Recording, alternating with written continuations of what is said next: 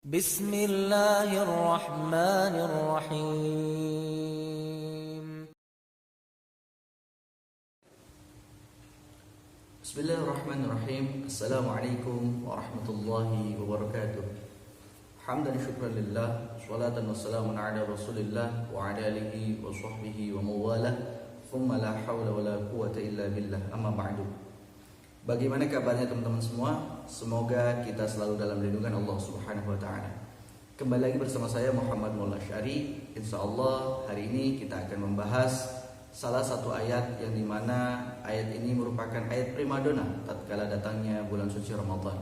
Karena para dai, penceramah, ustadz dan kiai selalu membahas ayat ini tatkala bulan suci Ramadan telah datang, baik di masjid, mushola ataupun di acara-acara tertentu. Ayat apa itu? Yakni ayat perintah puasa di surat Al-Baqarah ayat 183, yang dimana Allah Subhanahu wa taala berfirman, A'udzubillahi minasyaitonir rajim, ya ayyuhalladzina amanu kutiba 'alaikumusshiyam kama kutiba 'alal ladzina min qablikum la'allakum tattaqun. Wallahu a'lam bishawab. Teman-teman semua, di ayat ini setidaknya ada 4 kalimat yang kita bisa pahami secara terpisah. Yang pertama, ya ayyuhalladzina amanu. Yang kedua, kutiba 'alaikumusshiyam. Yang ketiga, kama kutiba 'alal ladzina min qablikum. Dan yang keempat, la'allakum tattaqun. Yang pertama, ya ayyuhalladzina amanu. Wahai orang-orang yang beriman. Teman-teman semua, perlu kita ketahui bersama bahwa dalam Al-Quran ada seruan Allah yang bersifat khusus, ada juga seruan Allah yang bersifat umum. Contoh seruan Allah yang bersifat umum, ya ayyuhan nas, wahai segenap manusia. Allah berfirman kepada seluruh manusia, dari jenis manapun, dari ras apapun, seluruh manusia diseru oleh Allah Subhanahu wa taala. Yang kedua, seruan Allah yang bersifat khusus, seperti ya ayyuhalladzina amanu, wahai orang-orang yang beriman.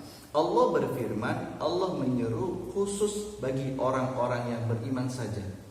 Ini menunjukkan bahwa perintah setelahnya adalah perintah yang mampu dilakukan hanya oleh orang yang beriman. Karena iman merupakan power, iman merupakan kekuatan. Kekuatan apa? Kekuatan untuk melakukan amalan yang diperintahkan. Kalau dalam hal ini, dalam konteks ini yang diperintahkan puasa, maka ibadah puasa hanya mampu diamalkan, dilakukan oleh orang-orang yang beriman saja. Karena apa? Karena ibadah puasa merupakan ibadah rahasia. Ibadah puasa merupakan ibadah individual. Ibadah puasa merupakan ibadah personal, yang dimana ibadah ini hanya diketahui oleh orang yang melakukannya saja, dan Allah Subhanahu wa taala. Orang lain tidak tahu. Teman-teman semua, ibadah puasa merupakan ibadah rahasia. Tatkala siang hari terik matahari menyengat, tidak ada yang tahu. Kita merasa lapar dan dahaga, kita masuk kamar, kita makan satu piring, satu mangkok, terus kemudian minum air yang dingin dan segar.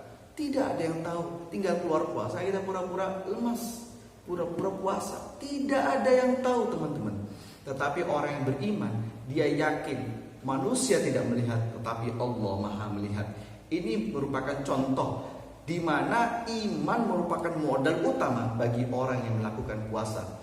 Oleh karena itu, di ayat ini Allah berfirman, Allah menyeru hanya kepada orang yang beriman saja. Kalimat yang kedua, kutiba 'alaikumusshiyam, telah diwajibkan atas kalian berpuasa. Ini menunjukkan yuridis, hukum-hukum yang dimana mencakup syarat, rukun dan batalnya puasa. Teman-teman semua, orang yang ingin melakukan ibadah puasa tentu dia harus mengetahui ilmu berkaitan dengan puasa. Kalau orang yang tidak tahu ilmunya puasa, dia beramal, maka tentu amalnya akan ditolak, sebagaimana pendapatnya Imam Ibnu Ruslan dalam kitabnya Az-Zubad.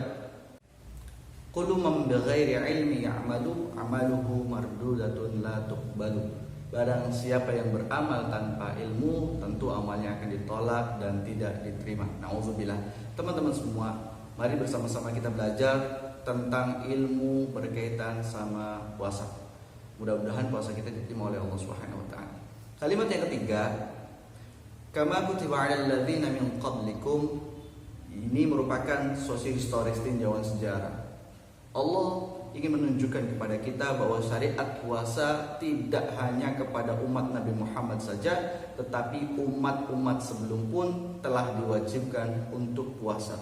Tetapi tentu syariatnya berbeda. Seperti contoh, Nabi Adam pernah berpuasa selama 40 hari 40 malam, yang dimana puasanya tidak hanya siang hari tetapi juga malamnya beliau puasa. Ada juga Nabi Daud alaihissalam, beliau disyariatkan puasa 1 hari puasa 1 hari buka, 1 hari puasa 1 hari buka, 1 hari puasa 1 hari buka. Tetapi syarat itu sepanjang hidup, tidak terbatas sebulan, 2 bulan atau 3 bulan. Tetapi syariatnya Nabi Muhammad SAW hanya 30 hari saja atau 20 hari saja, 29 hari saja di bulan suci Ramadan, dan siangnya saja berpuasa, malam boleh berbuka. Ini sebagai motivasi, sebagai pembanding agar umat Nabi Muhammad juga menilai bahwa umat sebelumnya pun telah diwajibkan untuk berpuasa. Kalimat yang keempat, la'allakum tattaqun, agar kalian bertakwa, agar kalian menjadi orang yang bertakwa. Sebenarnya ini puncak daripada ibadah puasa, bahwa tujuan ibadah puasa merupakan membentuk karakter manusia, karakter orang yang beriman menjadi orang yang bertakwa pada Allah Subhanahu wa taala.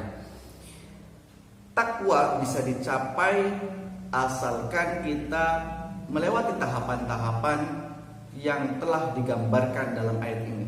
Yang pertama, orang bisa mencapai takwa tatkala dia berpuasa dengan dasar iman.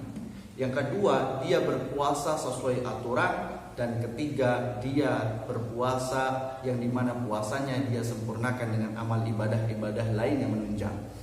Teman-teman semua, dalam satu buku yang berjudul 21 Days to be Transhuman, dijelaskan bahwa tatkala orang mendawamkan, mengistiqomahkan, mengkontinyukan suatu perbuatan positif selama 21 hari secara berturut-turut, maka kegiatan itu, amalan itu akan menjadi habit, yang dimana habit itu akan membentuk karakter. Kita pahami bahwa ibadah puasa dilaksanakan setidaknya 29 hari atau 30 hari, artinya lebih daripada 21 hari. Tatkala manusia membiasakan di bulan suci Ramadan berpuasa, malamnya salat tarawih, di samping itu ditunjang dengan ibadah-ibadah lain seperti duha, tahajud, zikir, dan membaca Al-Quran, tentu amalan-amalan itu akan membentuk karakter manusia menjadi orang yang bertakwa. Kalau boleh dianalogikan, orang yang berpuasa itu seperti ulat. Teman-teman tahu hewan ulat, serangga ulat? Kalau saya secara pribadi tidak suka sama ulat karena menjijikan dan membuat gatal. Begitupun juga sama, kebanyakan orang tidak suka terhadap ulat. Contoh, ada seorang gadis dihinggapin ulat, tentu dia akan menangis, dia akan menjerit, takut dia gatal, takut dia akan menjijikan. Tetapi ulat setelah makan dedaunan satu pohon penuh habis, dia berpuasa selama 21 hari sehingga bentuknya berubah menjadi kepompong. Kalau bahasa Indonesia kepompong, kalau bahasa Jawa entung, ungker. Nah, setelah berubah jadi kepompong, berubah lagi menjadi kuku-kuku. Hewan serangga yang amat cantik dan sangat indah. Berbeda 90 derajat berbalik dari hewan ulat yang menjijikan berubah menjadi kupu-kupu yang indah dan menyenangkan. Ini gambaran daripada orang yang berpuasa. Sebelum puasa dia dibenci, sebelum puasa dia pelit, sebelum puasa dia malas, sebelum puasa dia maksiat, sebelum puasa dia banyak dosa. Tetapi setelah puasa dia rajin, dia baik, dia dermawan, dia kemudian ibadahnya tekun, dia amal ibadahnya rajin.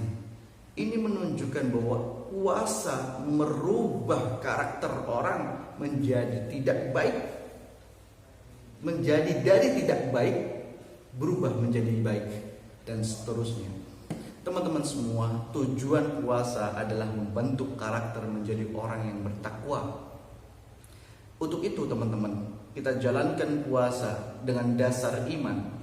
Kita belajar tentang ilmunya puasa, syarat, rukun, dan batalnya puasa, dan kita jalankan puasa sepenuh hati. Insya Allah derajat takwa akan menanti kita.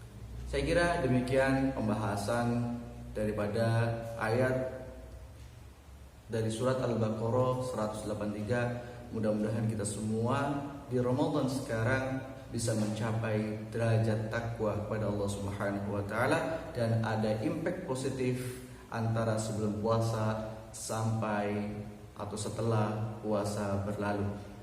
Insya Allah mudah-mudahan kita semua dalam lindungan Allah Subhanahu wa taala. Sekian dari saya, kurang lebih saya mohon maaf. Wassalamualaikum warahmatullahi wabarakatuh.